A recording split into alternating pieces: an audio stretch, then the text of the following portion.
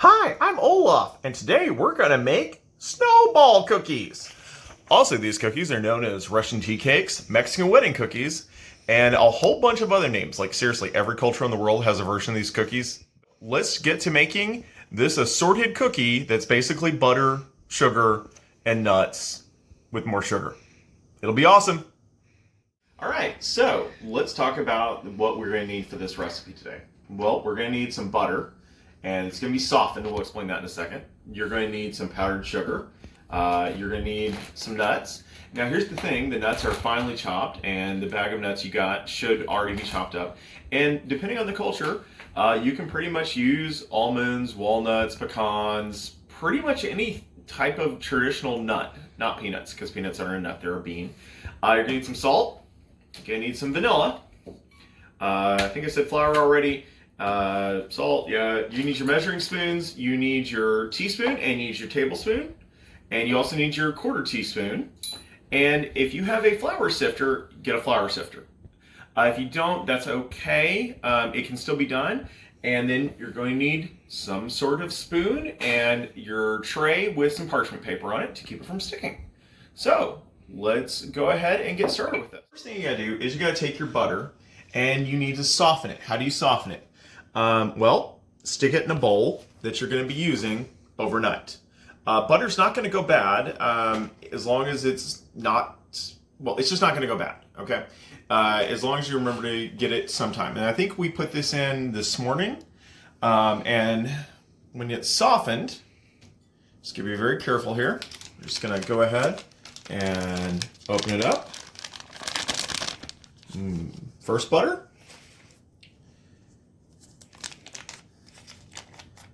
And let's get our second butter in here. And you notice, yes, this is very buttery. You want to try and get it all in there. You know, scrape the bowl with some of it if you're not sure. Now, this butter is soft, and that's what you want. If you cannot stick your finger in there, by the way, you should have already washed your hands because coronavirus, and also no one wants to eat your dirty finger tasting cookies. So, push them in. If it goes in, that's the tip we want. If it was resist, do it. Don't do it. Let it sit a little longer. Yes, you could probably microwave it, but be really honest, generally when you microwave it, if you're not paying really super close attention, you're going to end up with melted butter, and melted butter does not make this recipe work. It's got to be softened in this state. Before we do anything else, though, after you've added the butter to the bowl and you make sure it's softened, go ahead and preheat your oven to 400 degrees because these cookies don't take super long to make, and we want to be able to eat them soon. So, our first ingredient we're going to add is our powdered sugar. So here's our powdered sugar, and we've got, as I double check my notes here, we've got a half cup of powdered sugar. Okay, you cannot use granulated sugar. It has to be powdered sugar. You should have a bag of it left over from either the summer program, unless you've been, well, making lots of fancy French toast or powdered donuts. Okay, and now you're just gonna kind of beat it together.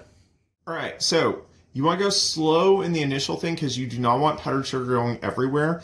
I do not ever recommend standing up and holding the bowl while you do this. It's a terribly bad idea, and you will get butter and sugar everywhere. And as a general rule, I don't genuinely like powdered sugar, but this is such a delightful cookie recipe. I'm willing to put aside my general distaste of powdered sugar. So, and the goal really is to pick up all the dried sugar. Basically just kind of push it in. It should not be any kind of loose powdered sugar anywhere. It should be all kind of mixed together, kind of consistent. And it's literally called creaming. And you're mixing it in, okay? So at this point, I can actually start picking up the speed a little bit.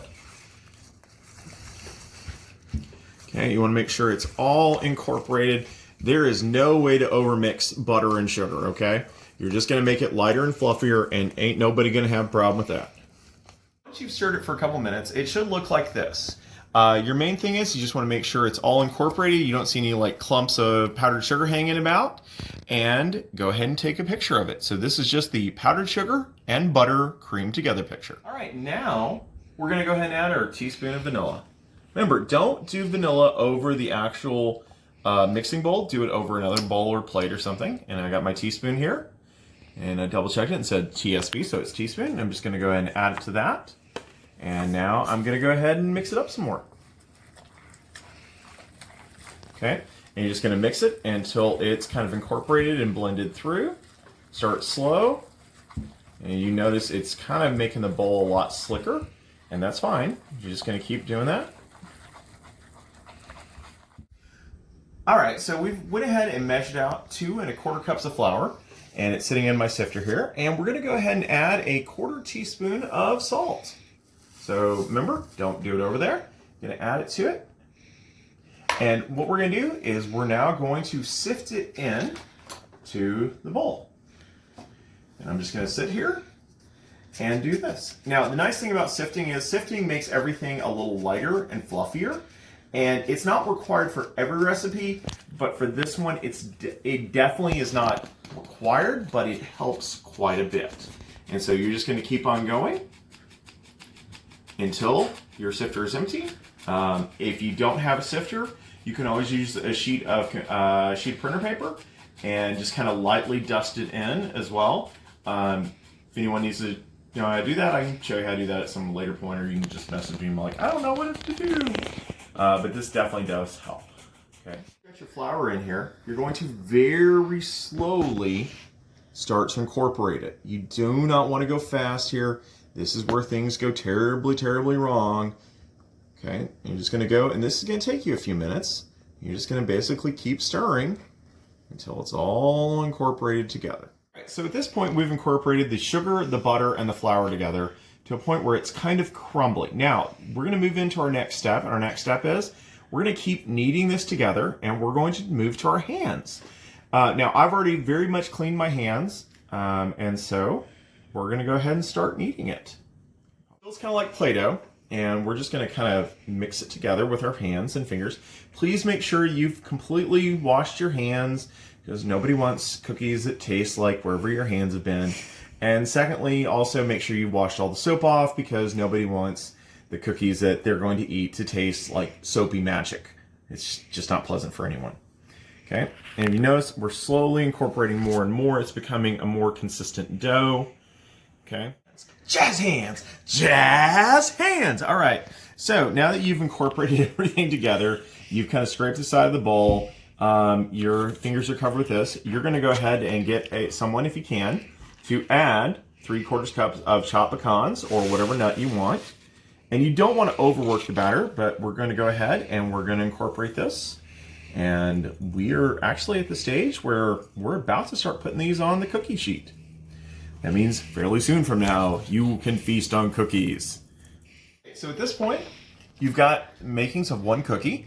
Obviously, this is not really what we recommend for your dietary needs. You should have the nuts all incorporated in there. So we're going to use a tablespoon here to make individual ones. Okay, so just go ahead and take it. Oh, and did not work really well. Let's try that again. Okay, and push it out, and you're just going to roll it together. And you're going to put it on the pan. Now, you can go bigger, you can go smaller. Honestly, I wouldn't really go much bigger than this. And the difference is we're just baking them until they're kind of golden brown. And so that way it lets us get a kind of a consistent thing. So let's go ahead and finish putting the rest of these on the pan.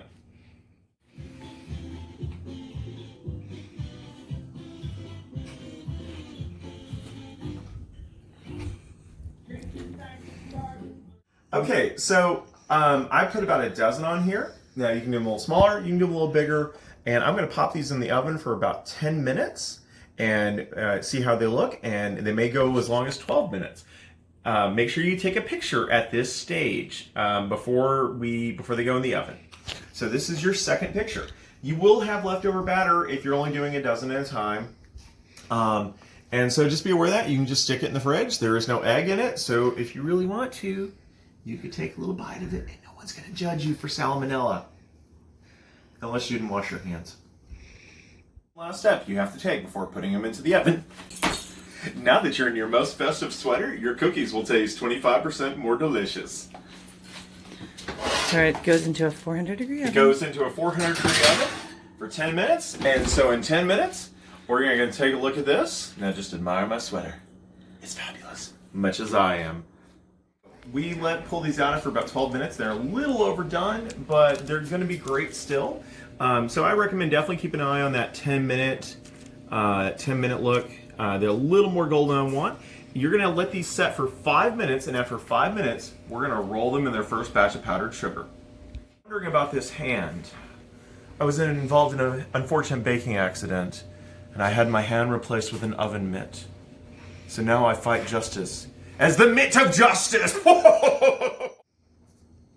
So after 5 minutes of them cooling, you're gonna drop them into the powdered sugar. And you're just going to roll them around, and it's going to, the slightly warm cookie is going to pick up the powdered sugar, and it's going to make a kind of a first layer of kind of an icing. Now, we're going to come back in about 20 minutes, and we're going to frost them again. Now, you could eat them right now, and they'd be delicious. But if you want to go for a really solidly white, like snow white looking cookie, you really need to do a double coat. Now that they've cooled, we're going to go ahead and roll them again. Second time. Okay, and you can see how just absolutely covered in powdered sugar those are. And remember, these are probably not, well, they're just delicious. But if you're going to be presenting them and you want something fancy, give it that extra second coat of powdered sugar. And it's just going to look really fantastic when you put them on a plate. So at this point, you have, well, I have 11 cookies because I ate one because I've got poor self-control issues. But go ahead and take a picture of your finished cookies, and if you really want to gild the lily, add a little more powdered sugar. Let it snow, let it snow, let it snow.